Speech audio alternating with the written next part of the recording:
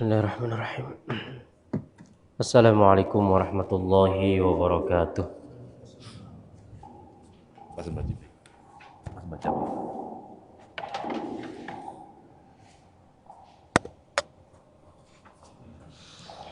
Alhamdulillahi rabbil alamin. Wabihi nasta'inu ala umuri dunya waddin. Wassalatu wassalamu ala asyrafil anbiya'i wal mursalin wa ala alihi wa sahbihi ajma'in. Subhanaka la ilma lana illa ma 'allamtana innaka antal alimul hakim. Rabbi shrah li sadri wa yassir li amri wahlul 'uqdatam min lisani yafqahu qawli. Allahumma faqihna fid din wa 'allimna at-ta'wil. وحببنا إلى المسلمين وجعلنا لسان صدق في الآخرين وجعلنا من ورثة جنة النعيم. أما بعد جماعة المسلمين yang dirahmati Allah Subhanahu wa taala. Alhamdulillah, pertama-tama tidak lupa senantiasa kita memanjatkan rasa syukur kehadirat Allah Subhanahu wa taala atas semua limpahan nikmat dan kebaikan yang masih diberikan kepada kita sampai dengan pagi hari ini.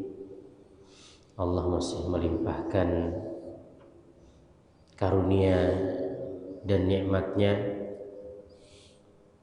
Kita masih diberikan nikmat sehat, nikmat sempat. Ada orang yang sehat tapi tidak sempat. Yang terutama dari semua itu adalah nikmat iman, nikmat Islam. Itulah yang menggerakkan kaki kita pada pagi hari ini untuk sama-sama hadir melaksanakan salat subuh secara berjamaah. Tanpa iman, walaupun sehat, walaupun sempat, walaupun kuat, kaki akan merasa berat untuk melangkah. Apalagi salat subuh dan salat isya. Kata Rasulullah sallallahu alaihi wasallam, "Athqalus salati 'alal munafiqin salatul fajri wa salatul isya." Jadi salat yang paling berat bagi orang munafik adalah salat subuh dan salat isya. Maka orang yang salat subuhnya merasa ringan, rajin, insyaallah dia sudah terhindar dari salah satu sifat kemunafikan. Nah gitu ya. Maka alhamdulillah hari ini kita dapat kembali melaksanakan sholat subuh secara berjamaah. InsyaAllah kita lanjutkan kembali kajian rutin kita setiap Selasa pagi. Kita mengkaji kitab Saidul Khatir, kitab yang ditulis oleh Al-Imam Abdurrahman Ibn Jauzi rahimahullahu ta'ala. Kita terakhir membahas tentang apa di situ, Pak? Semakin dekat dengan Allah. Berdekat-dekatan dengan Allah, ya? Merasa dekat dengan Allah. Oke. Kita lanjutkan kembali sampai halaman berapa di situ? 107. 107. Silakan kawan-kawan yang ada kitabnya, kita ada di halaman 107. Oke, sebentar saya carikan dulu.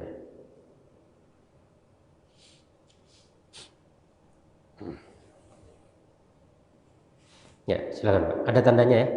Ada. Ya, tafadhal. Tunggu baca. Bismillahirrahmanirrahim.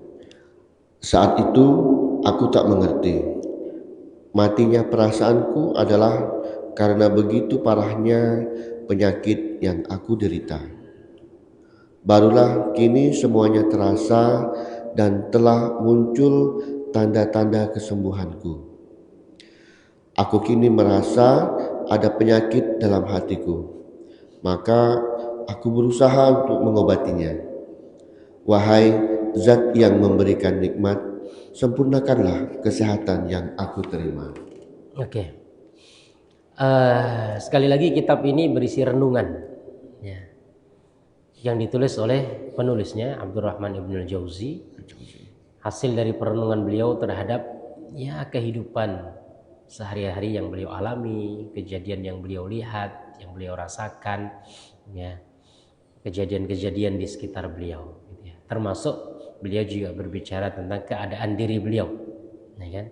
Nah di sini beliau menjelaskan tentang bagaimana beliau ini merasa, ya kalau di paragraf-paragraf sebelumnya ya, yaitu pernah merasa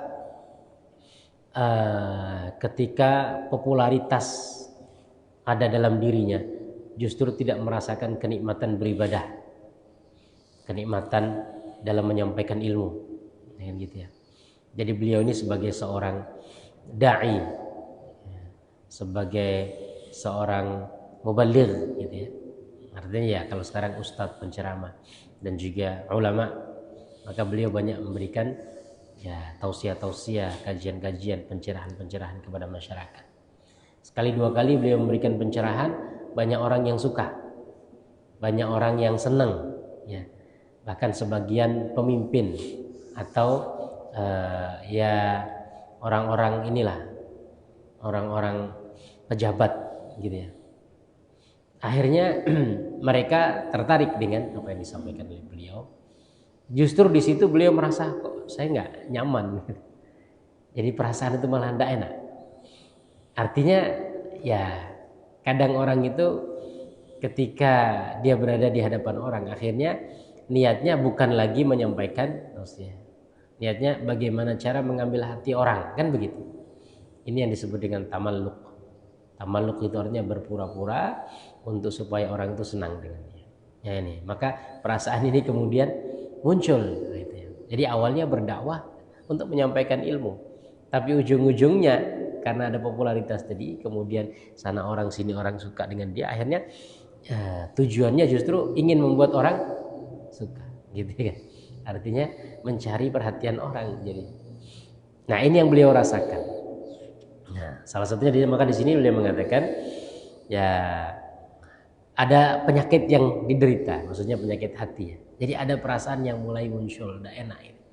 Ini sudah ya di luar apa yang beliau inginkan, gitu ya. Penyakit itu kan ada dua, ya. Ada penyakit fisik, ada penyakit non fisik, ya, penyakit batin, gitu.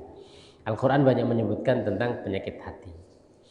Bahkan di awal-awal surat Al-Baqarah ketika berbicara tentang orang munafik, fi qulubihim maradun fazadahumullahu marada, tentang orang kafir, fi qulubihim maradun fazadahumullahu marada walahum adzabun alim, ya. Di dalam hatinya ada penyakit ditambah lagi dengan penyakit yang lain, ya. Maka di ujung ayat nanti ada summum bukmun umyun fahum la yarji'un, ya. Mereka bisu, mereka tuli, kemudian bisu, kemudian buta, ya. Artinya orang kalau hatinya sudah sakit, maka dia tertutup, rasa itu sudah hilang, ya gitu ya. Rasa itu sudah hilang. Nah tapi beliau ini alhamdulillah masih merasa, jadi ada yang nggak beres dengan diri saya, gitu ya. Barulah kini semuanya terasa, telah muncul tanda-tanda kesembuhanku, merasa tadi. Maka orang merasakan sakit itu sudah lebih baik. Gini, ada orang itu yang salah tapi merasa salah, ya. Kalau Imam Ghazali mengatakan setidaknya ada 4 orang kelompok. Ada orang tahu, dia merasa tahu, ya kan? Dia benar tahu, dia merasa tahu. Ada orang tahu merasa tidak tahu, ya kan? Dia sebenarnya pintar tapi tidak merasa pintar. Dia berilmu tapi tidak merasa berilmu. Yang pertama tadi dia tahu dan dia merasa kalau dia tahu. Yang kedua dia tahu tapi tidak merasa kalau dia tahu, ya kan? Yang ketiga orang yang tidak tahu merasa tahu, ya kan gitu ya. Orang tidak berilmu merasa berilmu, ya kan gitu ya. Ada orang yang tidak tahu merasa tidak tahu. Artinya ketika orang itu salah tapi dia tahu bahwasanya dia salah, itu masih ada nilai kebaikannya, karena suatu saat dia bisa berubah. Yang repot itu kalau dia salah, tidak tahu kalau dia salah. Oke ya. Orang salah tidak tahu dia salah, maka ketika kita betulkan justru marah, betul tidak? Gitu. Itu marah. Tapi kalau orang tahu dia salah, suatu saat dia pasti ada keinginan untuk berubah. Ya Allah, selama ini hidupku kayak gini, ya aku salah, tapi nggak bisa mengubah keadaan, ya aku belum bisa keluar dari ya, kemaksiatan, keburukan yang aku jalani. Kan, tapi dia merasa bersalah gitu. Dia merasa ada di zona yang tidak benar. Suatu saat dia akan berubah. Tapi orang salah, tidak merasa salah, dia akan berterusan. Maka di sini sebagian ulama seperti Ibnu Taimiyah mengatakan maksiat atau bid'ah, perkara bid'ah itu lebih bahaya daripada sekedar maksiat biasa. Karena orang berbuat maksiat itu seringkali dia tahu bahwasanya dia berbuat maksiat. Tapi kalau orang berbuat bid'ah itu dia nggak tahu kalau itu salah. Dia kan merasa benar kan, gitu.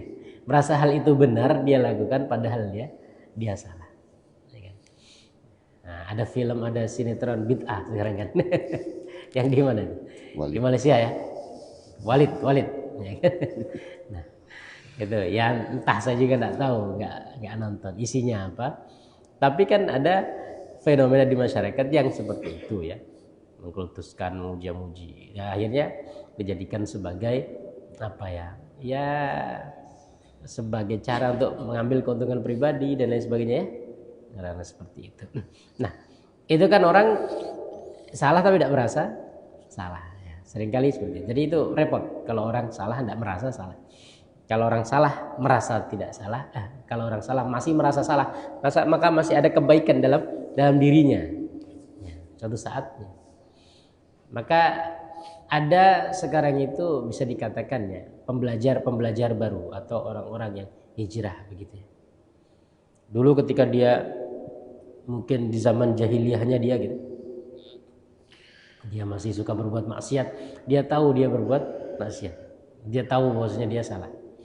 Tapi ketika dia berubah, dia justru merasa benar. Nah itu kan yang salah kan di situ, dia merasa benar sehingga dinasihati tidak mau, ya, menganggap orang yang lain semuanya salah, dia yang benar sendiri. Padahal dia salah, gitu. Ya seringnya gitu ya. Nah kita itu kalau berdebat dengan orang kayak gitu susah, ya kan? Dia salah, tidak tahu kalau dia salah. Kita ingetin, marah. Oke, nah ini beliau merasakan, ya. Jadi dengan keadaan tadi itu, yang beliau merasa niat dakwahnya sudah berubah ini. Kayaknya bukan lagi, ya. Saya niat berdakwah ini kok malah ingin mengambil hati orang, ingin cari perhatian orang. Karena sana sudah banyak dipuja-puji orang, ya gitu. Nah, ada tanda-tanda sakit dalam hatinya, ya kan? Kini aku merasa ada penyakit hatiku, maka aku berusaha mengobatinya. Wahai Zat yang memberiku nikmat, sempurnakan kesehatan yang aku terima. Kesehatan maksudnya kesehatan hati, ya kan? Tadi ya, sakit hati ada dalam hati. Kemudian kesehatan hati. Ya, kita lanjut. Sungguh, saya adalah seorang pemabuk yang tak tahu puncak kemarahannya kecuali saat kembali sadar. Saya telah merobek-robek sesuatu yang luar biasa. Alangkah menyesalnya saya atas segala yang hilang begitu saja. Alangkah malangnya nasib seorang nelayan yang telah jauh berlayar, namun rasa kantuk mengalahkannya hingga ia terdampar kembali ke tepi laut. Wahai siapa saja yang membaca peringatan ini, sesungguhnya saya, meski pernah juga tertipu, menasihati Anda semua untuk berhati-hati. Dan janganlah Anda terlena dengan hal-hal yang Anda sendiri tak menjamin akan kekal bersama Anda. Ya. Alangkah menyesal saya atas segala yang hilang begitu saja.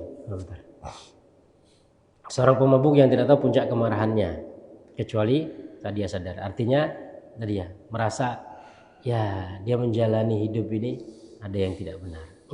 Saya telah melakukan sesuatu yang luar biasa. Nah, ini bahasa kiasan, artinya nikmat Allah Subhanahu wa taala yang diberikan kepada kita itu kan perlu kita jaga. Ya kan? Di antara cara menjaga nikmat adalah dengan menjaga ketaatan. Gitu. Nah, Nabi Adam itu Nikmatnya apa yang diberikan Allah kepada Nabi Adam? Nikmat surga dengan segala isinya, kenikmatan yang tiada tahan. Dengan satu kesalahan, sedikit kesalahan itu, satulah, tidak ada yang lain kesalahan Nabi Adam itu. Apa kesalahannya? Khuldi. Makan buah khuldi. Dihilangkan oleh Allah semua kenikmatan yang diberikan, diusir dari surga. Artinya dengan satu kesalahan kecil, semua nikmat yang sedemikian rupa Allah hilangkan. Kalau Allah pakai cara itu kepada kita sudah tidak layak lagi dapat nikmat, gitu kan? Yang pertama, kemaksiatan kita jauh lebih besar daripada yang dilakukan Nabi Adam. Nabi Adam cuma satu maksiatnya, kesalahannya, ya kan? Nikmat surga dihilangkan. Nikmat surga itu adalah puncak dari segala kenikmatan. Kita berapa banyak kemaksiatan, kan gitu? Nggak kehitung. Nikmat kita tidak sebesar nikmat surga. Tapi dengan kemaksiatan yang kita lakukan, Allah masih sayang. Ya. Artinya kalau seumpamanya satu maksiat diambil satu nikmat, dua maksiat diambil dua nikmat, tiga maksiat diambil tiga nikmat, masih layak nggak kita mendapatkan nikmat? Udah nggak layak. Bayangin ya, Nabi Adam satu maksiat saja hilang semua kenikmatan. Nah kita berapa maksiat yang kita lakukan? Tapi sayangnya Allah dengan kita, masih Allah tetapkan nikmat-nikmat itu. Artinya Allah masih berikan kita kesempatan. Ya, nah seringkali kita ini mengkoyak-koyak, ya, merobek-robek atau mencederai nikmat yang Allah berikan. Maka yang perlu kita lakukan adalah berusaha untuk menjaga, ya kan? Oke, berhati-hati jangan Anda terlena dengan hal-hal yang Anda sendiri tidak menjamin akan kekal bersama Anda. Nah, artinya jangan terlena dengan apa yang kita miliki. Kita itu kalau mendapatkan musibah itu pasti berat. Tetapi lebih berat kalau musibah itu mendadak. Oke. Maka Rasulullah berlindung dari musibah yang mendadak. Min fajiati niqamik wa a'udzubika min fajiati niqamik. Ya Allah, aku berlindung kepadamu dari musibah yang datang tiba-tiba sakit, ya, tiba-tiba hilang barang, tiba-tiba. Kalau sesuatu itu musibah itu bisa kita prediksi, maksudnya ada waktu ya untuk kita. Ini kan ada orang sampai tinggi, Pak, naik puncak karir, tiba-tiba langsung jatuh, ya kan? Ada orang itu Allah angkat seketika, ada orang yang Allah jatuhkan seketika. Ada nggak? Banyak contoh.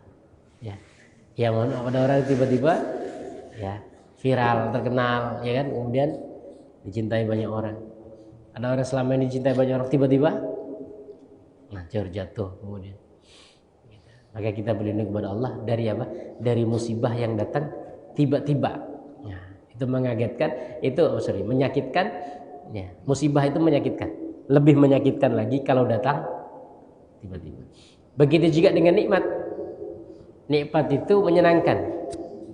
Lebih menyenangkan lagi kalau dia datang tiba-tiba tanpa diperkira, ya. Ya, maka kita memohon kepada Allah min haitsu la yahtasib. Nikmat dari jalan yang tidak kita sangka-sangka. Itu namanya surprise, kejutan. Maka Rasulullah mengatakan begini, ya. Ini contoh, ya.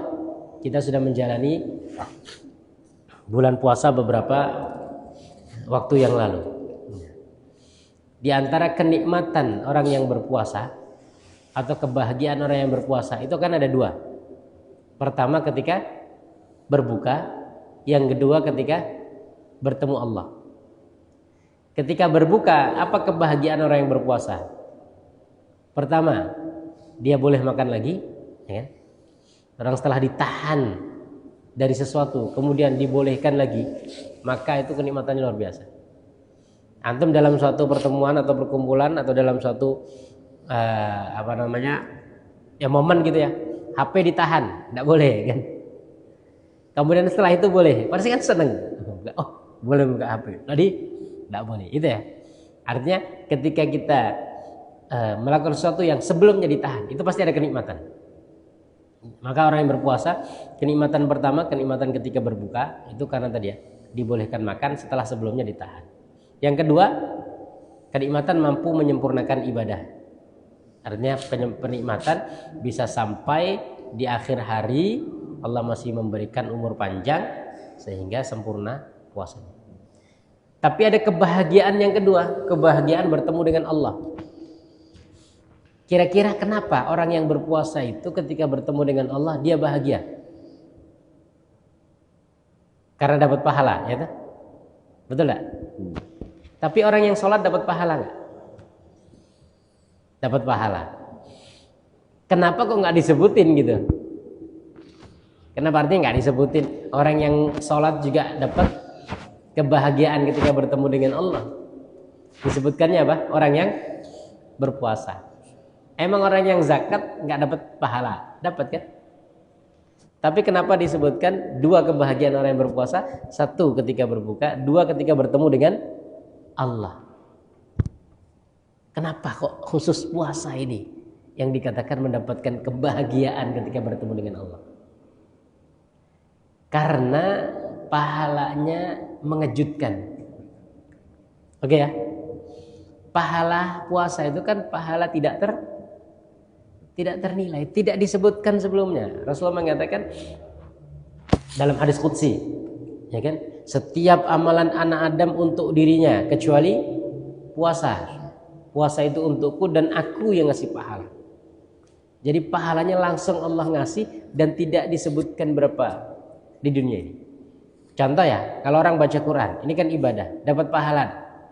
Dapat 1 huruf 10 kebaikan, ya kan?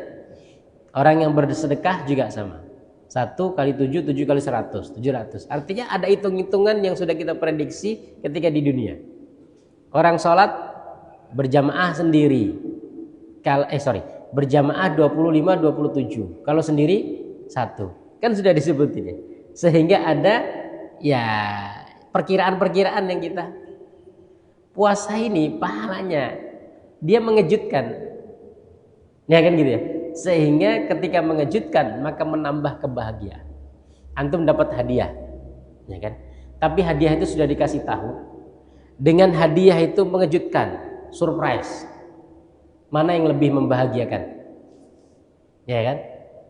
Ya kan? Kalau sebenarnya kita dapat hadiah, nanti hadiahnya ini ya. Oh ya sudah. Tapi tiba-tiba langsung ya, maka orang ulang tahun itu kan biasanya ngasih apa? Surprise. Kan ngasih surprise. Ngasih hadiah yang mengejutkan, walaupun kadang-kadang hadiahnya kecil gitu ya, tapi karena mengagetkan maka dia menambah kebahagiaan. Orang yang berpuasa itu pahalanya disembunyiin di dunia itu. Allah nggak mengatakan berapa. Puasa itu untukku, aku yang nanti ngasih di akhirat. Ya, apa pahalanya? Pokoknya nanti, ya kan gitu. Ya, nanti kalau ulang tahun saya kasih hadiah ya kan. Apa hadiahnya? Oh ya nanti dong, ya kan rahasia, ya kan. Supaya apa? Supaya lebih menambah kebahagiaan. Oke ya. Nah seperti itu. Itu diantara filosofi kenapa orang yang berpuasa itu bahagia ketemu dengan Allah. Walaupun amalan-amalan ibadah lain juga membahagiakan karena dapat pahala. Tapi puasa disebutkan secara khusus karena kebahagiaannya bertambah dengan mengejutkan. Ya kan? Jadi kebaikan itu kalau tiba-tiba dia menambah kebahagiaan. Nah, musibah kalau mengejutkan itu juga menambah kesakitan, ya kan gitu. Maka kita berlindung kepada Allah dari musibah yang datang tiba-tiba, ya kan gitu ya. Oke, kita lanjut. Setan menghiasi hal-hal mubah di awal-awalnya. Kemudian dia mengepakkan sayapnya ke arah yang haram. Pahamilah dalam-dalam. Mungkin saja setan memperlihatkan kepada Anda bahwa tujuannya sangatlah baik. Namun, jalan menuju ke sana sebenarnya penuh tipu daya. Cukuplah kiranya bagi Anda contoh nyata yang terjadi pada bapak kita Adam. Wahai Adam, maukah engkau aku tunjukkan kepadamu buah khuldi dan kerajaan yang abadi? Toha surat ke-20 ayat ke-120. Oke. Nah, setan itu pintar. Dia ya mencari cara bagaimanapun agar kita terpedaya. Salah satu caranya kadang-kadang nggak langsung nyuruh kita berbuat haram, oke ya, nggak langsung menyuruh kita berbuat haram, tapi kadang-kadang ya disuruh yang halal-halal dulu ya kan, tapi nanti nyerempet ujung-ujungnya. Maka diantara sifat orang yang bertakwa, kata Sayyidina Utsman ibnu Affan, itu dia rela menghindarkan diri dari perkara yang halal karena takut terjerumus kepada yang haram. Kalau kita meninggalkan yang haram, melakukan yang wajib, itu tingkat paling rendah keimanan seseorang. Maka ketika orang rajin sholat 5 waktu, itu bukan berarti dia yaitu standar minimum orang yang beriman. Sholat 5 waktu itu kan standar minimum orang yang beriman. Bukan berarti dia kemudian imannya tinggi, belum. Jadi itu standar minimum orang yang beriman gitu. Ya kan? Baru nanti yang membedakan satu dengan yang lainnya tambahan-tambahan. Ya istilahnya kalau seumpamanya kita bekerja ya, ada gaji pokok ya kan gitu ya. Ya gaji pokok standarnya segitu semua. Yang membedakan apanya? Tunjangannya kan begitu ya. Nanti antara pejabat satu dengan pejabat yang lain ya kan, posisi satu dengan posisi yang membedakan kan tunjangannya. Jadi pekerjaan kita sebagai seorang muslim itu yang wajib yaitu sholat 5 waktu. Maka sholat 5 waktu itu pada hakikatnya belum menunjukkan tingkat kualitas keimanan seseorang. Itu baru orang itu dikatakan beriman. Ya sudah kan gitu. Gitu ya, artinya gitu. Berarti orang yang nggak 5 waktu gimana? Ya berarti dia belum dikatakan beriman. Oh yang wajib ditinggalkan. Artinya kalau kita melaksanakan yang wajib, meninggalkan yang haram, itu memang kewajiban. Ya kan? Tapi ketika dia mampu meninggalkan yang mubah, ya kan gitu ya, karena takut kepada yang haram, berarti sudah ada kebaikan. Ya, ada tambahan nilainya gitu ya. Dia bukan hanya meninggalkan. Kalau meninggalkan yang haram wajib, dia sholat 5 waktu, tapi ditambah dengan sholat sunnah, itu berarti ada nilai tambahannya, keimanannya itu. Ada situ ya. Nah, di sini setan itu kadang-kadang dia nggak nyuruh kita berbuat yang haram, tapi diiming-iming dengan yang halal dulu. Ya. Kita ini ya sekarang banyak perkara-perkara halal ya, perkara-perkara halal. Yang kemudian yang nonton TV kan halal, boleh kan? Nah, tapi ketika nonton TV udah seru, akhirnya ketika azan kita kelak belah, ya kan? Kan waktu masih panjang, ya kan gitu ya. Zuhur masih panjang, asar masih panjang, nah isya masih panjang. Akhirnya lanjut dulu nonton TV halal, tapi setan memperdaya dengan, kan begitu tuh. Ya, nonton bola halal tak? Halal. Nah, nonton bola tuh. Akhirnya kebablasan subuh kan gitu. Jadi ya kadang-kadang setan itu merangkap dengan yang itu. Saya beberapa waktu lalu membaca kitab Ihya Ulumuddin. Ya, ini kitab fenomenal karya Imam Ghazali. Ya. Di situ ada cerita, ya hampir kayak Walid gitulah ya. Di situ Imam Ghazali menyebutkan bagaimana perangkap setan kepada semua orang, bahkan kepada orang yang berilmu, orang yang alim, orang yang tokoh agama. Jadi setan ingin memperdaya tokoh agama ini kan tidak bisa, dari sana sini nggak bisa. Ini orang ibadahnya kuat ya, dia ilmunya tinggi dan lain sebagainya. Jadi setan itu ya mau nyerang dari sini mental terus. Akhirnya ya diseranglah dari perkara yang halal. Jadi ceritanya ada orang setan ini menimpakan sakit kepada seorang perempuan, ya gitu ya. Ya, seorang perempuan dibuat sakit gitu ya. Nah, kemudian dia mencari pengobatan ke sana sini, tidak menemukan. Akhirnya dibisikkan dalam pikiran perempuan itu, ada seorang kiai, ya kan? Ada seorang ulama itu, dia ahli ibadah, dia orang yang dekat dengan Allah, coba minta berobat dengan dia. Nah, karena dia dekat dengan Allah, dia bisa berdoa untuk kesembuhan. Nah, pertama, akhirnya dia ingin berobat dengan kiai tadi kan, dengan ulama tadi. Ulama itu yang menolak, jangan, ini perempuan bukan mahram saya, ya kan gitu ya. Awal-awal bukan mahram saya, nggak bisa berobat dengan saya, ya coba berobat dengan yang lain dan lain sebagainya gitu. Tapi ya didesak lagi, nggak ada yang lain yang bisa mengobati, hanya Anda Pak Yai, ya kan? Ustaz, antum yang bisa mengobati dia. Hanya dia berpikir, oh iyalah, jadi hitung-hitung kan bantu orang, ya kan? Siapa tahu bisa menyembuhkan, gitu, ya kan? Akhirnya berobat kayak gitu kan, tidak sekali dua kali, lah. Ya, namanya perobatan apa namanya itu? Pengobatan alternatif, ya kan? Itu kan? Ya, sekali dua kali. Jadi sekali diobati mungkin dengan dikasih bacaan apa kan gitu ya. 2 kali, 3 kali. Akhirnya tertarik Ustadz tadi itu ya, kiai tadi itu dengan perempuan tadi itu. Akhirnya kemudian karena tertarik, ya naudzubillah ya, sampai kemudian terjadi perzinahan, ya kan? Ya namanya orang kan jangan diganggu. Sealim apapun, setinggi apapun keimanan seorang, kalau digoda, ya kan, apalagi dengan perempuan ini luar biasa. Akhirnya sekali 2 kali, ya bisa menjaga 3 kali 4 kali, ya kan? Namanya berobat kan berarti harus berdekatan. Akhirnya terperangkap dalam perzinahan. Berzina, kemudian punya anak, ya kan? Punya anak, takut akhirnya ketahuan orang, akhirnya anaknya dibunuh dan lain sebagainya. Itu saya baca. Nah, itu cara setan. Awalnya kan mubahnya itu apa? Ya kan berobat, ya kan? Boleh. Niatnya juga awalnya baik. Niatnya ingin mengobati orang yang sakit. Tapi ujung-ujungnya setan ya ngipas dan lain sebagainya. Ujung-ujungnya bukan hanya perzinahan, pembunuhan ini dan lain sebagainya di ujungnya itu ya. Naudzubillah ya. Nah, artinya ya kita selalu waspada.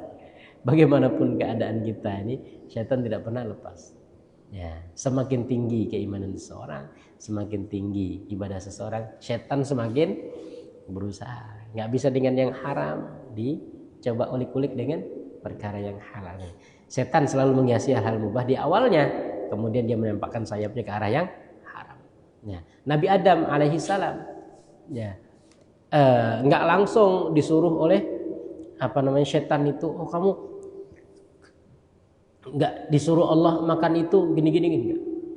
Nah, tapi dibisik-bisik terus kan, dibisik-bisik. Adam, kamu kan mau di surga, mau nggak selamanya di surga? Pasti dong, ya kan? Siapa yang nggak mau? Kita ingin mempertahankan nikmat yang kita miliki. Sebenarnya, jadi buah itu ketika kamu makan, maka kamu bisa abadi di surga, kan gitu. Kan nggak salah, kita ingin mempertahankan kenikmatan kita ya. Ada kita mendapatkan nikmat dari Allah, ingin mempertahankan itu. Nabi Adam mendapatkan nikmat surga, pasti ingin juga nikmat itu ya selamanya, ya kan? Nah, setan membisikkan, jadi sebenarnya ya kan, nikmat kamu ini masih ada kemungkinan hilang. Nah, yang membuat nikmat kamu abadi adalah memakan itu. Jadi kalau kamu makan buah itu, maka kamu akan abadi di surga.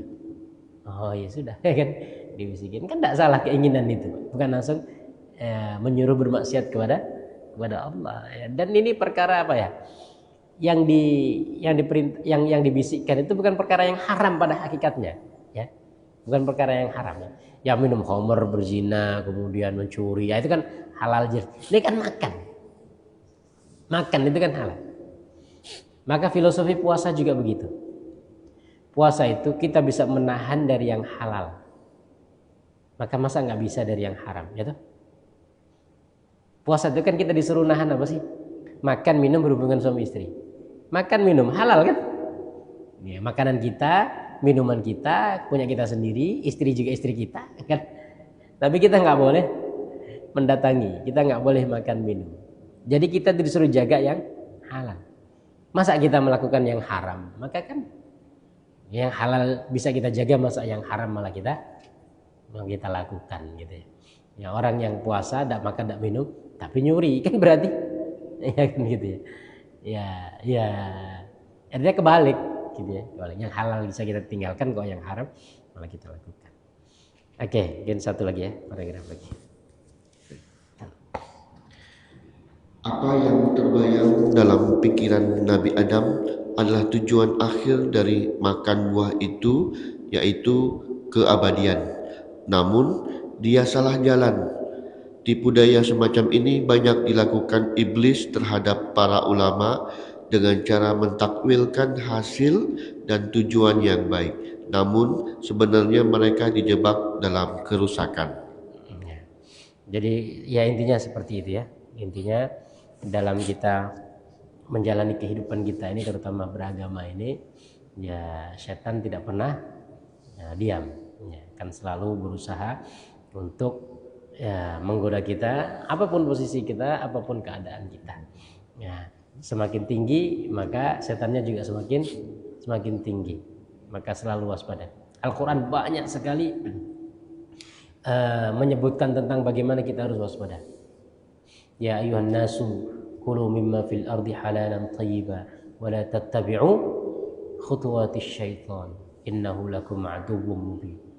Wahai manusia, ya, makanlah dari yang baik-baik, ya, dari apa yang kami rizkikan. Jangan mengikuti langkah-langkah setan, ya kan? Dari sini langkah setan itu kadang-kadang ya tadi ya, membisikkan kita dalam perkara makanan kita. Maksudnya makanan kita itu karena memang tadi ya hanya mengambil jalan yang haram, mengambil makanan dari cara yang tidak benar. Wala tattabi'u khutuwatis syaitan, jangan ikuti setan. Kenapa kita nggak boleh ngikuti setan? Apa kira-kira?